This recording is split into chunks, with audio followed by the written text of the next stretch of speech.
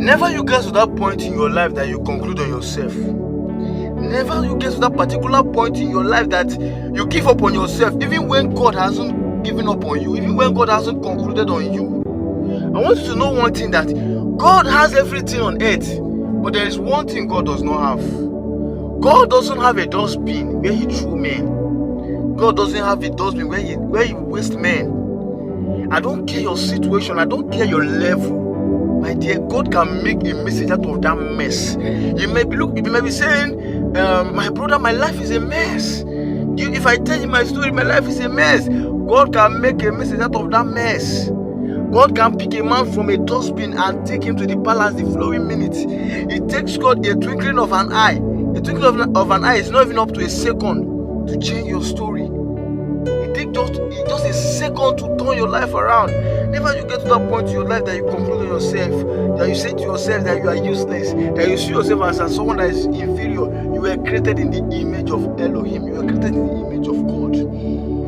Believe on yourself. Most times, it seems as if the plan and purpose of God for our life takes time. It takes time to manifest. It takes time. I want you to understand, if you study the life of Daniel, you notice that it was actually the first day that Daniel initiated that prayer that God sent an answer. But there was a power holding answers to his prayer. Most of you hearing my voice, God have already answered your prayer, but there is a power, there is a force holding on to your prayer that doesn't want your prayer to come to you. That's why I keep telling people, never you joke with midnight prayers, never you joke with fasting, and never you joke with sacrifice. You see these three basic things? You see these three things? There are the things that you can actually do to fasten the hand of God. What God said that will happen in 10 years, you can actually make it happen in 10 months.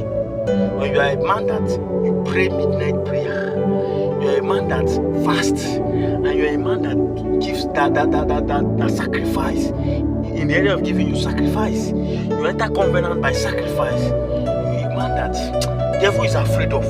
There are men that when you mention their name in the kingdom of darkness, the devil will warn you. I have seen a pastor that someone took his name to a shrine, and the Baba asked him, "What brought you here, my son?" And he said to him that there is a man of God that has been disturbing him, that he brought his name for him to deal with him. And the Baba asked him, "Okay, what's the name of the pastor?" Immediately he mentioned the name. The Baba warned him, say, "Leave my shrine with immediate effect. Never you come here to mention such name." Do you know who that man is? They know your rank. They know your rank in the spirit. So don't live a life of complaint. Every time you are complaining, I'm going through this, I'm going through that. My dear brother, my sisters, engage prayers, engage midnight prayers, engage fasting, engage giving, and get that covenant with God. Let me tell you something. 1 hour midnight prayer is stronger than 10 hours prayer in the day. So I don't want you to feel bad. I want to encourage you. I want to encourage you, my brothers and sisters. Never you get to that point in your life that you give up on yourself. Never you get to that point. God still have you in mind. God hasn't given up on you. He have you in mind. God bless you.